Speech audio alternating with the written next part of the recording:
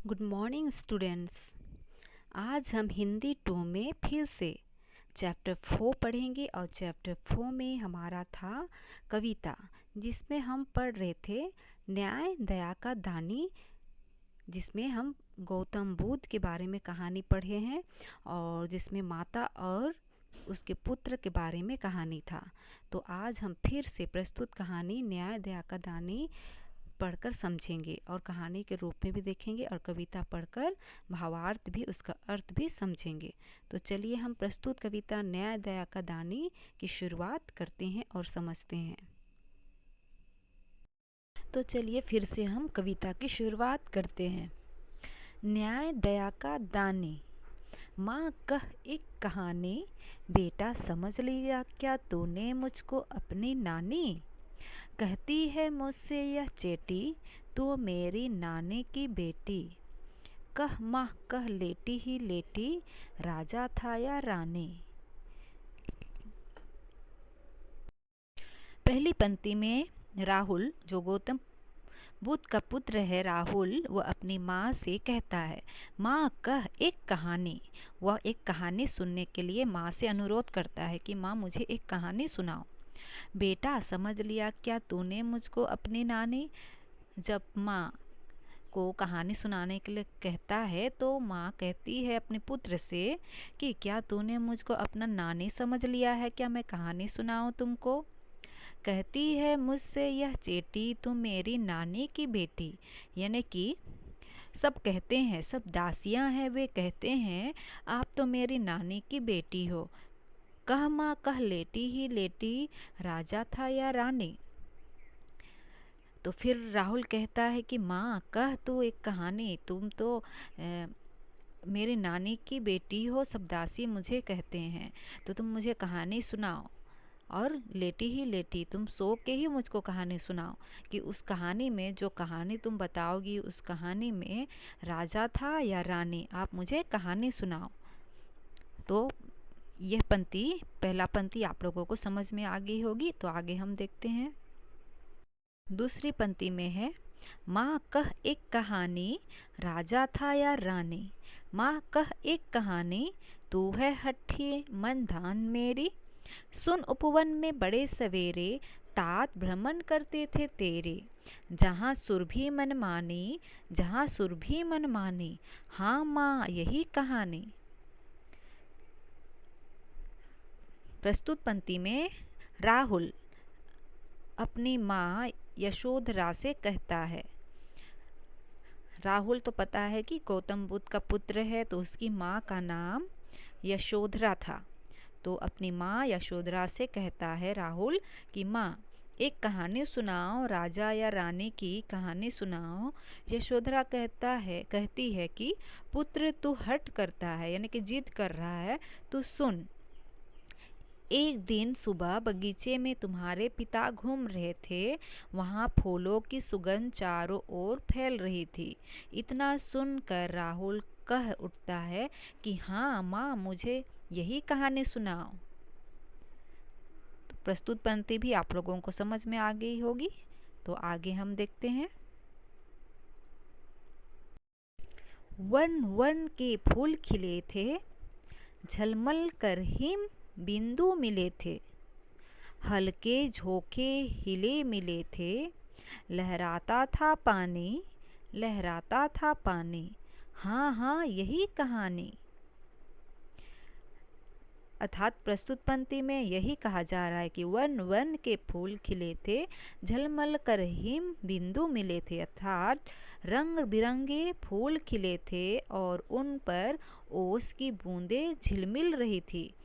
यानी कि उस बगीचों की बात कर रहा है जिस बगीचों में उसके पिता गौतम बुद्ध घूमने के लिए उपवन में भ्रमण के लिए गए थे सुबह। तो वहाँ फूल की सुगंध चारों ओर महक रही थी। फिर उस आगे कहता है कि रंग बिरंगे फूल खिले थे और उन पर ओस की बूंदें झिलमिला रही थी बगीचों के फूलों में। हवा के हल्के हल्के झोंके चल रहे थे और तालाबों में पानी लहरा रहा था। फिर राहुल कहता है, हाँ हाँ माँ यही कहानी सुनाओ।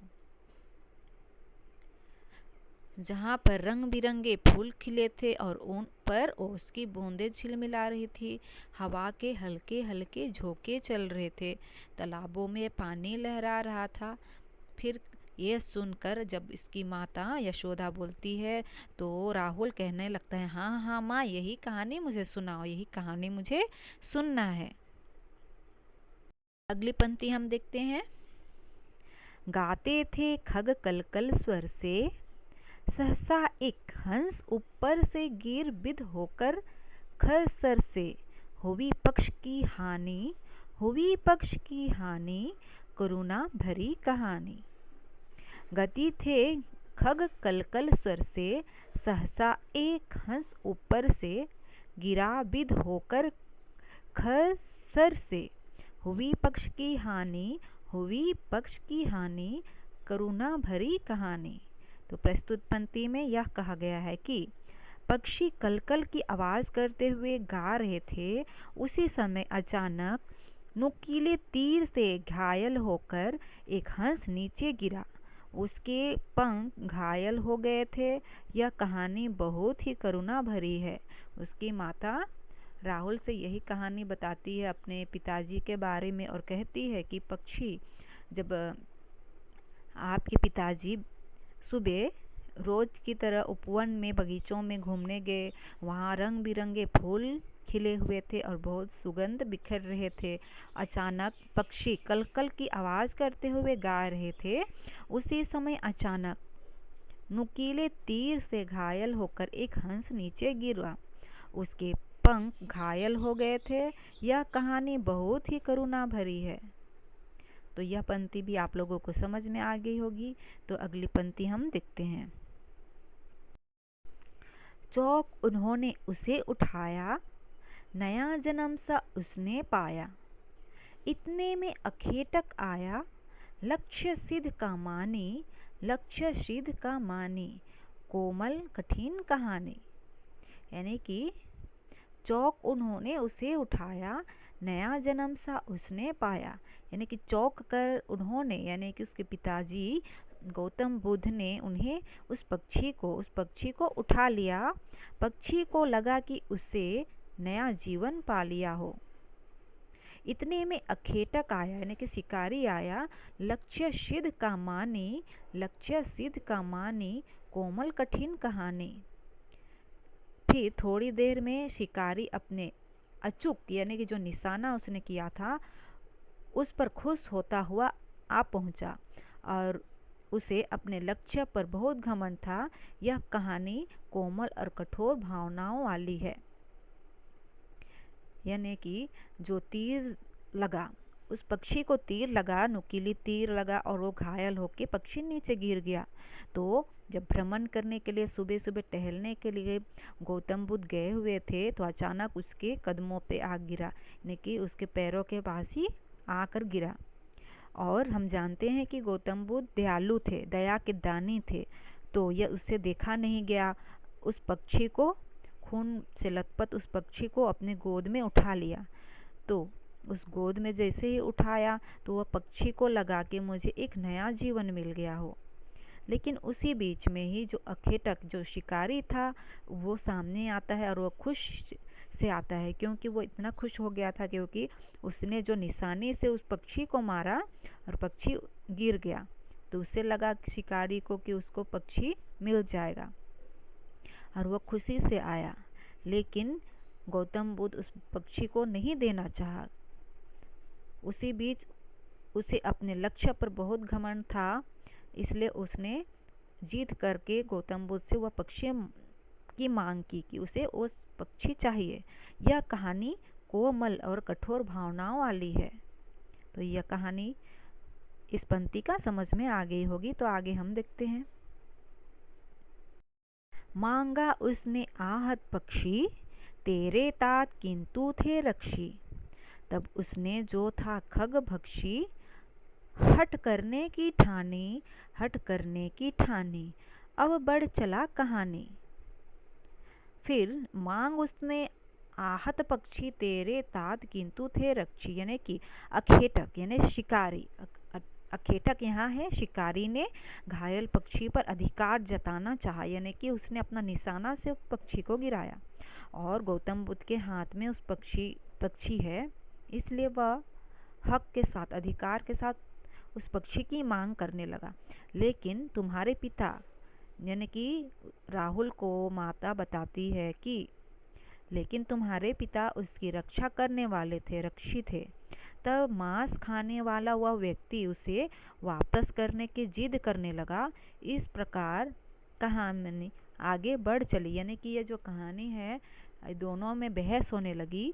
वो मारने वाला जो शिकारी है और बचाने वाला जो दयालु गौतम बुद्ध है, इन दोनों के बीच में बहस होने लगा, क्योंकि उस चिड़िया को नया जीवन देने के लिए गौतम बुद्ध साथ देने लगा कि उसे नया जीवन मिले, पक्षी बच जाए। और ये अखेटक है, वो उसको मारना चाहता है क्योंकि वो मांसाहारी हो, मांस खाने वाला है, वो नहीं बचाना चाह रहा है। इसलिए यह दोनों के बीच में जिद होने लगी कि पक्षी को बचाया जाए, और वो जो शिकारी है वो सोचता है कि उसे उसके हाथ में मिले और उसे मार दिया जाए। तो इन दोनों के बीच में बातें बढ़ती गई और यह कहानी आगे बढ़ती चली गई। तो ये पंक्ति भी हमें समझ में आ गई है। हम आगे देखते हैं। हुआ विवाद सदय निर्दय में, उभय आग्राही थे 100 विषय में। गई बात तब न्यायालय में, सुनी सभी ने जानी, सुनी सभी ने जानी, व्यापक हुई कहानी। हुआ विवाद सदय निर्दय में, उभय आग्राही थे 100 विषय में। दयालु और निर्दय में कहा सुनी होने लगी, यानी कि दयालु जो गौतम बुद्ध है वो दयालु, और निर्दय जो अखेटक शिकारी है वो निर्दय है, क्योंकि वह पक्षी को मारना चाहता है। तो उन दोनों के बीच में कहा सुनी होने लगी। दोनों ही अपने अपने विषय में तर्क कर रहे थे। जब बात राज्य के न्यायालय में गई, तब सभी लोगों ने इस कहानी को सुना और जाना, और यही कहानी व्यापक हो गई। यानी कि जब न्यायालय में यही दोनों के बीच में कहा सुनी हुई, तो इन्होंने कहा कि यह बात राजा के पास बोला जाए, न्यायालय में बोला जाए, और जो निर्णय होगा वही होगा फैसला। तब सभी, जब न्यायालय में यह कहानी बताया गया, जब न्यायालय में सबके सामने इस कहानी के बारे बताया गया, तब सभी लोगों ने इस कहानी को सुना और जाना इस कहानी के बारे में, और यह कहानी व्यापक हो गई, यानी कि कहानी और बढ़ती चली गई और बड़ा हो गया। तो प्रस्तुत पंक्ति भी आप लोगों को समझ में आ गई होगी। फिर आगे देखते हैं। अगली पंक्ति में है, राहुल तू निर्णय ले इसका, न्याय पक्ष लेता है किसका। कह दे निर्णय जय हो जिसका, सुन लूं तेरी बानी, माँ मेरी क्या बानी, मैं सुन रहा कहानी। फिर अपने पुत्र से यशोधरा राहुल से कहती है, बेटा तू ही इसका निर्णय कर, तू कहानी सुन रहा है तो अब तू ही निर्णय कर कि न्याय किसकी तरफ होना चाहिए, यानी कि जो न्याय होगा पक्षी का, उस पक्षी का न्याय किसकी तरफ होना चाहिए, या तू ही बता। तू निर्णय होकर बता कि जीत किसकी होनी चाहिए। फिर राहुल कहता है, मैं तुम्हारा भी न्याय सुन ले, यानी कि यशोधरा कहती है कि मैं तुम्हारा भी न्याय सुनना चाहती हूँ। राहुल कहता है कि माँ मैं क्या बोलूँ, मैं तो कहानी सुन रहा हूँ। यानी कि ये कहानी जब उसकी माता राहुल से बताती है, फिर बीच में पूछती है कि जो न्याय होगा, तब तू ही न्याय करके बता कि यह न्याय किसको मिलना चाहिए। फिर यह सुनकर राहुल बोलता है, मैं तो कहानी सुन रहा हूँ, मैं क्यों बताऊँ, मैं क्यों बोलूँ, मैं तो बस कहानी सुन रहा हूँ। तो इस पंक्ति भी आप लोगों को समझ में आ गई होगी। तो आगे हम देखते हैं। सबसे अंतिम पंक्ति में हम देखते हैं, कोई निरपराध को मारे तो क्या अन्याय उसे न उभारे, रक्षक पर भक्षक को वारे, न्याय दया का दानी, न्याय दया का दानी, तूने गुनी कहानी।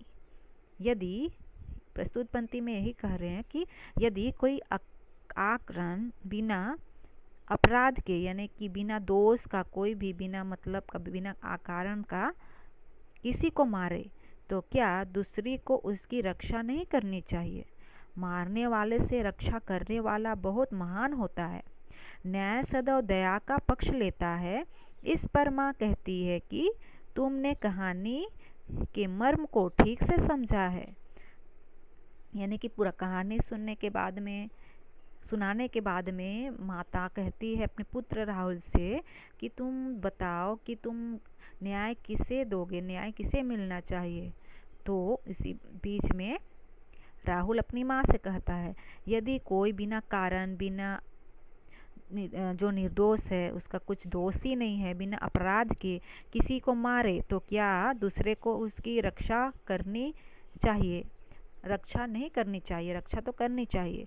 मारने वाले से रक्षा करने वाला जो होता है वह महान कहलाता है, क्योंकि उसको रक्षा करके उसे नया जीवन मिलता है, नया जीवन दान मिलता है। इसलिए न्याय सदैव दया का पक्ष लेता है। इस पर माँ कहती है कि राहुल का बात सुनकर माँ कहती है कि तुमने कहानी के मर्म यानी कि जो दर्द है उसको ठीक से समझा है बेटा। तो इस प्रकार हम देखते हैं कि इस कहानी में जो न्याय है, जिसको न्याय मिलना चाहिए, उसे, जिसका हक है न्याय मिलने का, जो अधिकार है उसे मिलना चाहिए। निर्दोष को बिना कारण दोषी नहीं करना चाहिए। तो यह हंस हम देख रहे हैं, ये तो निर्दोष है लेकिन इसको मारा जा रहा है, लेकिन जो दयावान है, दया का दानी है गौतम बुद्ध, उसे बचाना चाह रहा है। तो हम प्रस्तुत कविता को फिर से एक बार कहानी के रूप में देखकर समझते हैं। हंस का न्याय। पात्र: राजकुमार सिद्धार्थ, मित्र देवदत्त, महाराज सुदोधन। राजकुमार सिद्धार्थ अपने मित्र के साथ महल के उपवन में टहल रहे हैं। हाँ, आज उपवन कितना सुंदर लग रहा है। खिले खिले फूलों की सुगंध भी कितनी मनभावन है। उपवन में बाहर आई हुई है राजकुमार, यह बसंत ऋतु का ही जादू है। मित्र संभल कर, तुम्हारे पांव के पास एक घायल पक्षी आ गिरा है। थक कर राजकुमार, ये तो हंस है। गोदी में उठाते हुए, इसके कोमल शरीर में तो बाण लगा हुआ है। बाण निकालकर घाव को धो देते हैं। देखो तो मित्र कैसा घबराया हुआ है। आओ उसे अंजलि में अपनी पानी भरकर पिला देंगे।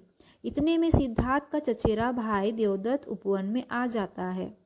यह पक्षी मेरा है, इसे मुझे दे दो। कौन? देवदत्त, क्या तुमने इसे घायल किया है? कपिल नगरी में मुझे छोड़कर किसका निशाना इतना सही हो सकता है? हंस पर बाण अवश्य तुमने लगाया है, परंतु इसे मैंने बचाया है। यह मेरे बाण से घायल हुआ है, इसलिए यह मेरा है। हंस तुम्हारा नहीं, मेरा है, इसे मैंने बचाया है, लेकिन इसका शिकार मैंने किया है। इस प्रकार से आपस में झगड़ा करने से कोई हल नहीं निकलेगा।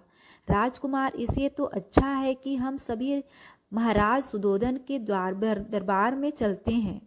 हाँ, यही ठीक रहेगा। महाराज बड़े न्यायप्रिय हैं, सही सही फैसला करेंगे। तीनों राजा के दरबार में पहुंचते हैं। सिद्धार्थ, तुम इस पक्षी को अपने बड़े भाई को दे दो। महाराज, इस पक्षी तरफ से मैं न्याय की मांग करता हूँ। मेरी प्रार्थना है कि इस पक्षी के प्राणों की रक्षा की जाए। हाँ महाराज, न्याय किया जाए कि यह पक्षी किसका है। आकाश में उड़ने वाले पक्षी और जंगल के जानवर उसी के होते हैं जो उन्हें पकड़ना या मारता है। न्याय से यह पक्षी मेरा है। महाराज, जो जीवन दे नहीं सकता उसे जीवन लेने का कोई अधिकार नहीं है।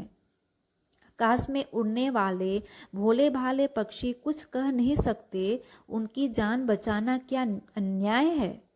देवदत्त, तुम्हारा कहना भी ठीक है, परंतु पक्षी अभी मरा नहीं। प्रश्न उसके जीवन का है, पक्षी सिद्धार्थ का है। यह राजहंस आकाश में उड़ा जा रहा था। मैंने इसे तीर से मारा, यह घायल होकर भूमि पर गिर पड़ा, इसलिए इस पर मेरा अधिकार है। राजा को चिंतित देखकर मंत्री बीच में दरबार में आ गए। महाराज, हंस किसका है, उसका निर्णय स्वयं हंस को ही करने दीजिए। हंस को बीच में छोड़ दीजिए, वह किसके पास चला जाएगा उसको सौंप दिया जाएगा। देवदत्त और सिद्धार्थ कुछ देर में ही खड़े हो जाते हैं, कुछ दूरी में खड़े हो जाते हैं। बीच में हंस को छोड़ दिया जाता है। मंत्री ने देवदत्त को इशारा किया, पुचकार कर आ जा। हंस डर से कांपने लगता है। सिद्धार्थ, अब तुम हंस को बुलाओ। बाएं फैलाए हुए आह आह मेरे पास आ जा। हंस घायल पंखों को फड़फड़ाते हुए उसकी गोद में आ गया। लीजिए महाराज, निर्णय हो गया। राजहंस सिद्धार्थ को मिल गया। देवदत्त मुंह नीचे कर दरबार से बाहर निकल आया।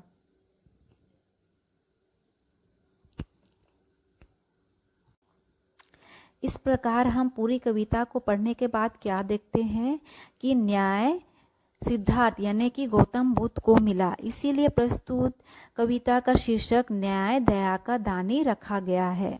तो इस प्रकार पूरी कविता आप लोगों को अच्छी तरह समझ में आ गई होगी। फिर और एक बार अच्छी तरह से पढ़कर समझ लीजिए।